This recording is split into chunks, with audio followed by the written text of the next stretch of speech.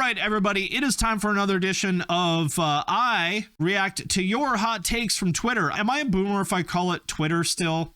I know we're supposed to call it X, but I refuse to call it X, although I feel like this is sort of like, you know how you have your friend who in like 6th grade, his name was Johnny, and then in like 9th grade, he goes by John, but you still call him Johnny, and he gets mad, and he's like, oh, go by John now. Regardless, here we are. I'm going to be talking about your hot takes. Let's check it out. First up, Adam T. Bronson says 85% of known existing music sucks. Well, I feel like that is actually on the low side, right? I forget who said it, but there's like a famous saying, some like sci-fi author or something said it, like 95% of everything is crap or something like that. So I feel like 85% is low. Let's put it this way. If you listened to 100 songs on Spotify, 100 random songs, I don't mean songs on like an actual curated playlist. Like if you just like queued up a random song on Spotify, do you think 15 of them would be good? I don't think so. I think it'd probably be a lot less than that. But that's just the nature of art. You know, the majority of everything sucks. For example, I'm in the bottom 85%. 85% of YouTubers suck, including me. It does kind of make me think, as much as I like that we live in a world now where everybody can release their music, and that's cool because we have things like DistroKid and Spotify and all that sort of thing that enable you to get your music out into the world. Shout out to DistroKid for sponsoring my podcast. Thank you very much. There's also a part of me that kind of wishes for the world of the past where we had a few more gatekeepers like labels and A&Rs and radio stations and people like that. Because, I mean, let's be real, the majority of music that gets released probably didn't need to get released, right? And so kind of wish we had less music in the world. I kind of think so. I'm glad that everyone could put their music out. I really am. But there's a part of me, like, at least with, let's put it this way, even with a label like, say, Victory Records, that not everything they put out was good, but you could at least know that if it made it through the Victory filter and they chose to invest tens of thousands of dollars in it, at least probably wasn't horrible. The barriers to entry used to be too high, now they're too low. We need a middle ground. Yeah, I think that's a fair way to put it. I think there's no quality control now. And that's where things like curated playlists, you know, come into play. But this is a valid point. Even with the gatekeepers, we still got green jelly. That is true. I wish we still had some sort of media gatekeeping to help filter through the trash. I agree with that. So with that in mind, I disagree with this one, with the idea that 85% of known existing music sucks, because I think it's too low. That's what I think. Next up, from your man, Machine Gun Philly, Blink-182's last album was basically a cash grab for millennial nostalgia. Oh, and it wasn't very good either. Okay, well, I partly agree and partly disagree with this one. The part that I agree with is that I don't think it was that good. I don't think it was terrible either. I think for a band that had been around, Blink started in 1992, I think. So for a band that's been around for 32 years, is it their best album? No, definitely not. But it's not their worst album either. And I think for a band that's been around for 32 years, I think it was pretty good, solid for what it was. Yeah, better than it should be. Better than it should be. Kind of like the newer Slipknot stuff. Like the newer Slipknot stuff is definitely not the best thing they've ever done, but it's good. And I feel like for a band that's that deep into their career, just being good, I respect that. Now, as to the second part of it, that it was a cash grab from millennial nostalgia, I do not agree with that one.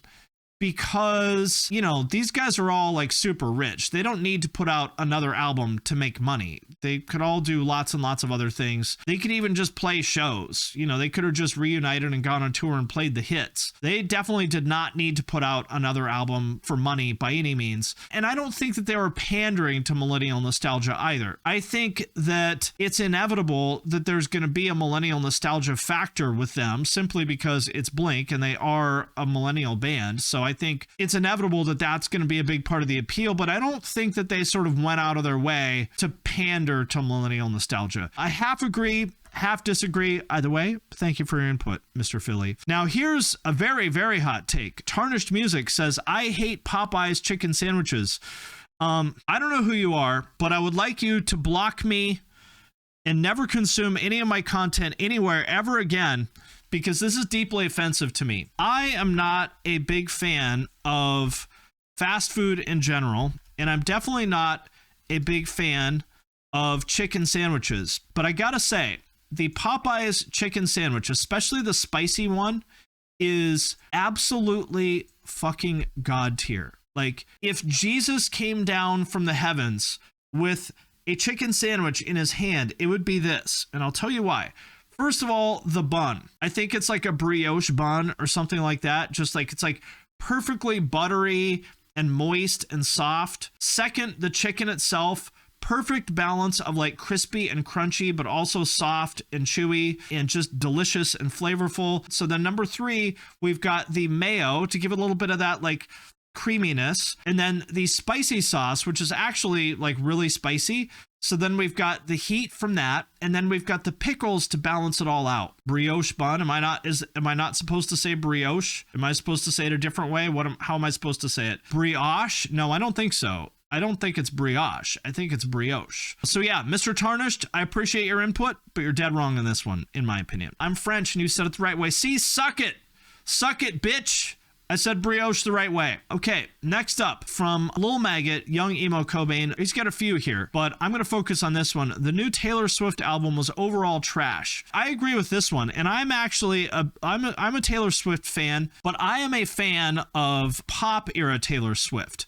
Like, my favorite Taylor Swift album is Lovers, which I would say is maybe her most like sort of polished pop. Whereas I feel like the Fantano hipster type crowd got on board with her with Folklore and kind of some of the later stuff where she went sort of indie. And I do agree that this album was trash. I mean, it has, I think, I haven't like listened to the whole thing really in depth because there's 32 fucking songs on it. So she did like the rapper thing of having the deluxe version that's like got a million songs on it, and I'm not on board with it. I think it's kind of boring, and it's just a lot of filler. It's like, it's fine. I just feel like it's the same. T Swift made the best album to sleep to, listen to it every night. I feel like she's in her vibe music era, where obviously like anything she puts out is going to go to the top of the charts and sell 5 bajillion copies because it's Taylor Swift. But I don't think it's that good. The title is absolutely cringe. Tortured Post Department, totally cringe. And the lyrics also. Very, very, very cringe lyrics on some of it. So you can see here, Taylor Swift's 1830s lyrics spark backlash from African Americans. She has a line here, used to play a game where we would pick a decade we wished we could live life in instead of this. She said, I'd say the 1830s, but without all the racists. Taylor. Yeah, she's a 34-year-old woman who still has the mentality of a 17-year-old. I think that's right. And I can understand why, because that's when she started getting really, really famous, is when she was a teenager, right? And people say that you sort of stop growing at the age where you became famous, and that's probably true. She started getting really famous when she was, 15, 16, something like that. You know, it feels like she is sort of a little bit, there's a little bit of a case of Arrested Development, I think. Yeah, I don't think the album was good. I feel like somewhere along the way, she just sort of started cranking out like very mediocre, kind of okay vibe music that for some reason the hipster people seem to be eating up. But I don't know that I would go so far as to say that it's trash, but I would definitely say that it's not fantastic. I think she hit a wall in her creativity, probably so. And listen, she's been making music now for almost 20 years. So if she did hit a wall in her creativity, I think that's fine. I mean, nobody bats 1,000, but I don't think it's great. Taylor Swift has never been good. Her popularity is a social contagion. People hear others say she's good and it flared like Ebola. I totally disagree with that. I think like Taylor Swift at her peak was fucking amazing. I don't think I want to be friends with Taylor Swift, but yeah, there it is. Okay, from Podcast Daddy, he says, the Insane Clown Posse was more influential than most of mainstream rappers. Well, I mean, there's a lot of ways you can look at this, because we're talking about, you know, like rap has been mainstream now for like basically, I would say probably 35 years or so. So we're talking about 35 years of history here, and is ICP more influential than 35 years of, you know, hip hop history? You know, I don't know about that, but I will say that they're one of the few artists that has like an entire genre based on them. Yeah, they started a whole subculture. Exactly. So, you know, same with like Grateful Dead, who then, you know, Fish basically, you know, passed the torch to them as being the, you know, whatever, the head of the smelly hippie like jam band sort of world at a much smaller scale. You've got, Dance Gavin Dance and Swancore on a much smaller scale. And Juggalos, I mean, ICP, like everyone knows what Juggalos are. Even like normies know what Juggalos are. You know, there's the SNL skit about them and stuff like that. It's an interesting one because I don't know that there's a lot of people who would say that ICP necessarily influence their music outside of Juggalo rappers, but I think there's a lot of people who did go through a Juggalo phase at one point or another. Like when you're 13, 14 years old and you're experimenting with your subculture identities, that's one of the ones you get to choose, right? You can be like, skater, you could be emo kid, you could be like metal kid, you could be theater kid, or you could be a Juggalo. It's like one of the options. And I do think that's pretty incredible that there's one group that has that level of influence to where, like, maybe musically they don't necessarily have a ton of influence, but in terms of like, subcultural influence in general, that like they're one of like the options for like default identity for like disenfranchised teenagers everywhere. I mean, I think that's pretty cool. And I certainly have a ton of respect for them. I mean, I did a podcast with Violent J where I talked about a lot of this, but they've done so much of this stuff independently. They've always created their own lane. They've never really tried to fit in with anybody doing anything. And they have a super positive message, like genuinely great lyrics and message. If you sort of get into it, their message is very much about like positivity and self-improvement and stuff like that. So as much as they get sort of branded as being these like brain dead, white trash losers, which I guess is kind of true of a lot of their fans, as they would probably tell you, a lot of Juggalos. I have a ton of respect for ICP. So yeah, I'm on board with this. I agree with it. I think creating somewhere for those on the outside to fit in is absolutely something to be respected and admired, 100%. And that's exactly what they did, because the thing about Juggalos is like they really, really, really don't fit in anywhere. Like everybody shits on Juggalos. It's like the one group of people that, I don't know, like even furries might be like higher on the, social hierarchy than Juggalos. Everybody gets to shit on them. And I think it sucks. I think it really sucks. Juggalos, definitely a different breed, but I think by and large, they're good people who generally have been dealt a tough hand of cards by life and are doing the best they can with what they've got. That's my take on Juggalos. Yeah, genuinely some of the nicest people you ever meet. I totally agree with that. Okay, from CC, Easycore is the pinnacle of music. I have done more to promote Easycore than probably almost anybody else, other than maybe the people who run the Defend Easycore group, on Facebook, which is probably still around, because I was writing about Easycore back in like 2008, 2009, like from the very fucking beginning of the genre. I was writing about it, on my blogs and shit like that. I have a video about it. I've been representing Easycore since pretty much day one. So I'm a big fan of Easycore. I loved it back in the day. And for anybody who doesn't know, Easycore essentially refers to like pop punk with breakdowns. I even have a shirt. Look, I have a shirt and I have sold hundreds of these. You bought that shirt. Thank you. And I'll tell you a funny story. The person who came up with the idea for this shirt is the UFC fighter Andre Fili. He texted me one day and he said, dude, you should make a shirt that says pop punk with breakdowns. And I said, okay. And so I made it like 5 minutes later, put it on my merch store, basically just as a joke for him. And I have sold hundreds and hundreds of these since then. So shout out to Andre Fili, #1 Easycore fan, for coming up with the idea for this shirt. Now, what is Easycore? The classic Easycore song, Hey Dudes, Are You Ready To? This is the definitive song.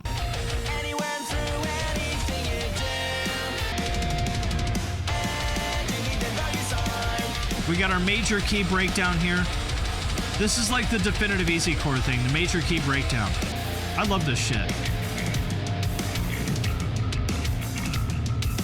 And they were like 18 and self-produced here. That's right. Yeah, I think the guitarist produced it. Yeah, I think this song is awesome. And I think this band is great. The problem with Easycore is that the fall off from Chunk to almost everyone else is very, very, very steep. Like Chunk was great.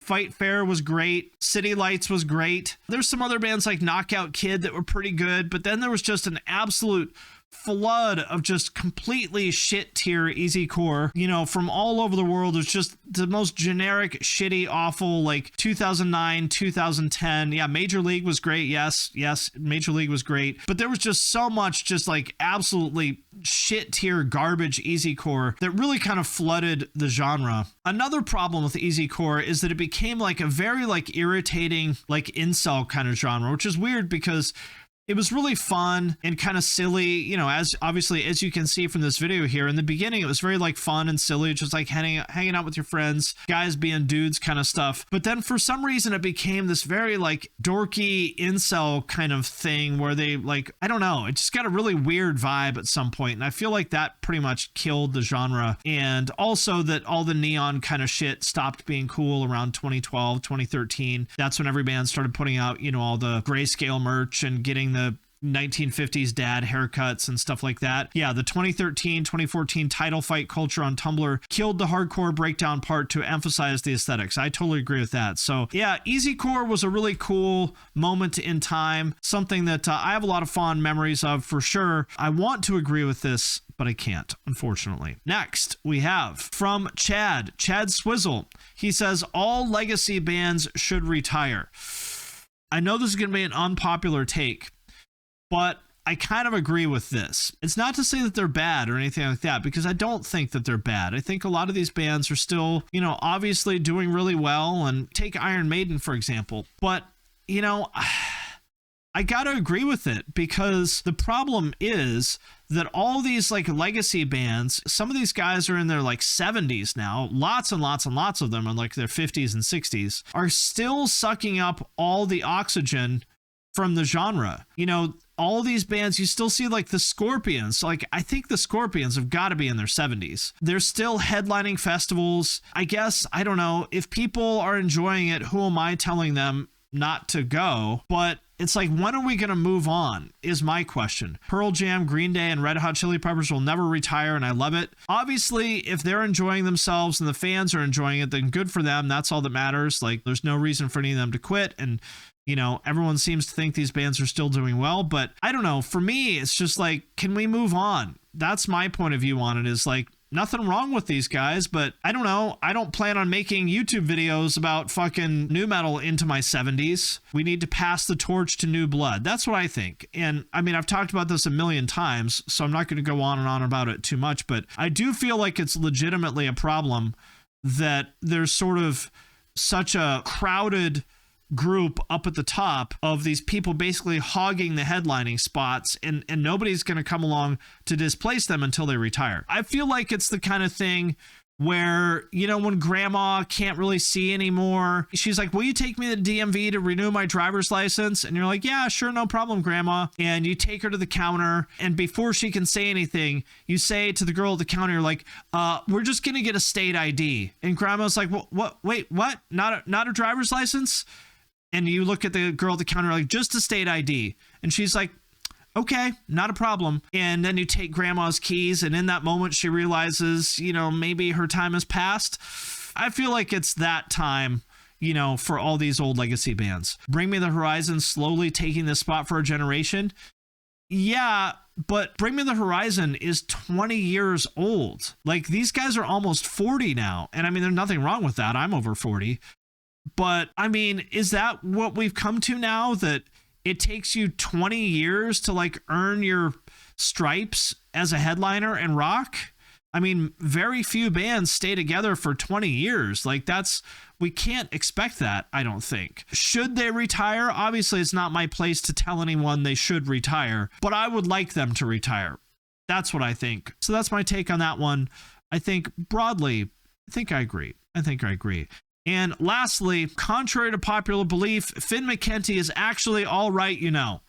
I'm on board with this. I agree. I think Finn Mckenty is more than all right. Here's what I want to do. I want to start referring to myself in the third person like pro athletes do at a press conference after they come up short. I've said this before, I'm going to say it again. All I want is an opportunity to get up there in front of the microphone, you know, in front of the press conference with the reporters' cameras clicking, be like, myself made a few mistakes tonight out on the field, but myself still thinks that myself is the best version of myself that myself has ever been. So myself is really looking forward to getting out there and showing everyone why myself was the number 7 draft pick this year, and show everyone that myself has got a lot of good seasons left in this game. And myself is just really looking forward to getting back there in the practice room and showing everyone what myself is capable of. So I think this is my chance to do that. Finn Mckenty is actually all right. It's true. I agree. Finn Mckenty is more than all right. And that does it for this edition of I Disagree with Your Hot Takes, or I React to Your Hot Takes. Join me next time for more. Suck it, bitch. I said brioche the right way.